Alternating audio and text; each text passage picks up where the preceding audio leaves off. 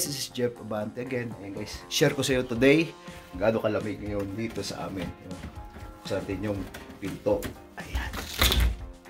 Oh, grabe, umuusok-usok pa oh. Ayan. Oh, kikita niyo yan. Ah, grabe. Ayan, kung makita niyo yung aming mga pinto oh. Agi-yelo oh. Agi-yelo. Agi-yelo oh. Sobra nagi-yelo. Oh. Nag-yelo yung paligid oh. Puno na oh. Kasi negative 40 na naman. Pinuo ko. Yan ang sinasabi ko, yung sinishare ko sa inyo. Today na ganun kahirap dito. Winter time. Nahihirapan talaga kami. Pagpasok, pagtrabaho. Dahil napakalamig. Yan nga, medyo ang aking ang aking buses. Pinaandar ko ito yung sasakyan. Patayin ko muna sandali para ayan, tayo ko na. Kanina ko ba pinaandar to. Muntik na nga yung mandar eh. Ayan. Ayun, mandar na. Ayan. Ganun kalamig dito. So guys, i-share ko sa inyo paano yung pag winter time. Paano kahirap. Ano mga sinusuot. Ayun, sobrang dami oh. Ayan. Tapos sa labas ng bahay.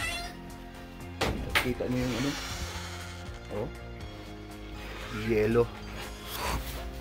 So share ko sa inyo yung video, panoorin nyo para magkaroon kayo idea na ganun pala kahirap dito sa Canada pag winter time. Ano yung lalo na pag pumapasok ka sa trabaho, gaano ka, anong mga sinusuot para lang malagpasan mo itong ganito kalamig. So nandito ako ngayon, itong video to kahit malamig.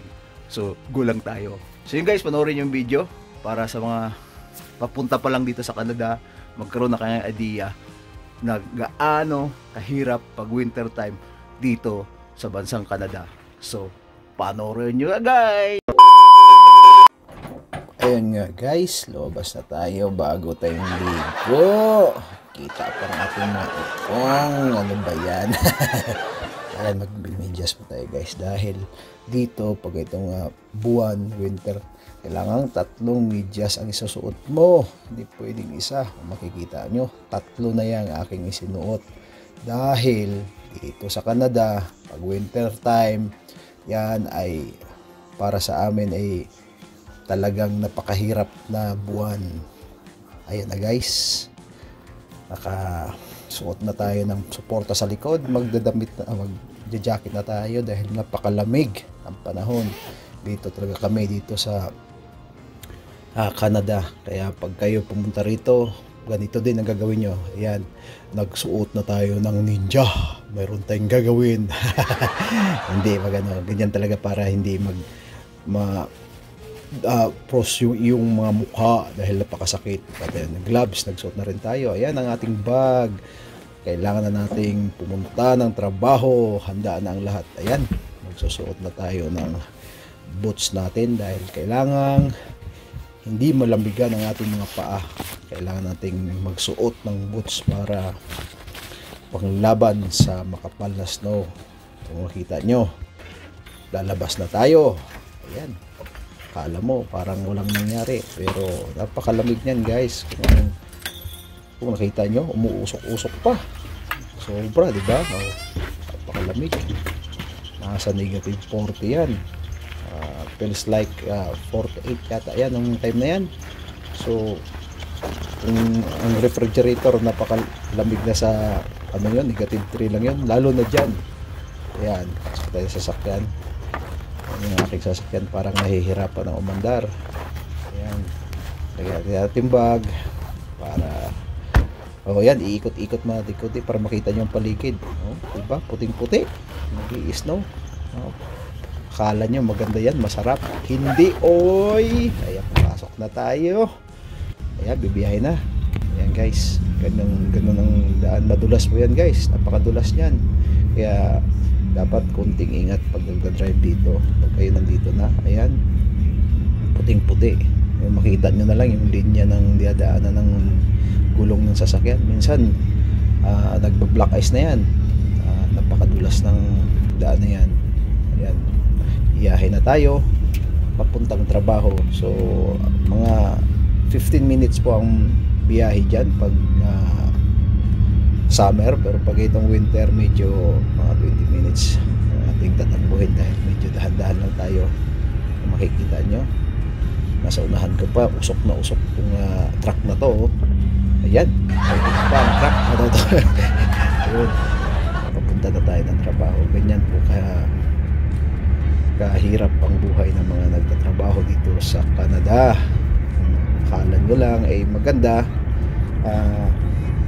mag-try kayo mag-apply para malaman nyo kung gaano kahirap pag winter times, lalo na sa aming mga nagtatrabaho dito sa bansang Canada. Yan, bibiyahe na tayo, papunta na tayo ng highway niyan, guys, kasi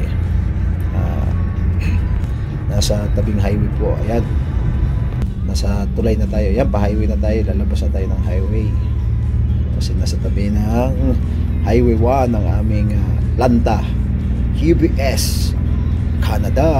Kaya nga palagi naming siyasabi, I love you GBS Canada, dahil nga dyan namin nadala ang aming pamilya, dyan kami na nagka-PR o permanent resident. Kaya kahit papano ay ang GBS siyang aming bread and butter nga. Ayan, may nakita nyo sa gilid ng daan, sasakyan niya na tumirik na, ayaw nang tumakbo. Nakita nyo, ganyan yan guys, lalo na sa gabi. Marami pa dyang naiwan, nasa parking lot din, talagang tumitirik na. Malapit na tayo, makita nyo yung umuusok-usok na yun, yun po ang planta namin. Ayan o, nakita nyo ba? Ayan o, umuusok na sa dami ng aming kakatayin. Malapit na tayo. Ayan na, papunta na ng planta, nasa gilid ng highway yan. Makita nyo, pauwi na yung iba. Papasok na tayo. Welcome to GBS Canada. Ayan, in Brooks, Alberta. Ayan guys, oh, kita nyo, mausok. Ibig sabihin yan, usok na usok.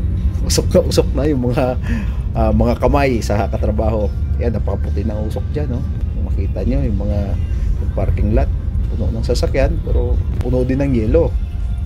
Ayan, malapit na tayo ayan, naka-parking na tayo guys. Tayo guys, dito na nga. Ayan na, oh. Titingnan natin yung paligid para makita nyo. Bumaba na ako. Ayan, iikot natin. Ayan po ang parking lot, makita nyo yan. Hindi rin ako makatagal dyan guys, oh. Kita mo, oh. Ayan, makita nyo to guys, sa bahay na to. Yan, oh, ang yelo lumalabas, pumapasok na sa loob ng bahay, sa pinto. Kita nyo yan. Yan, nakita ko sa inyo ang labas. Ayun, pumasok na ang yelo. Sobrang lamig. Yan.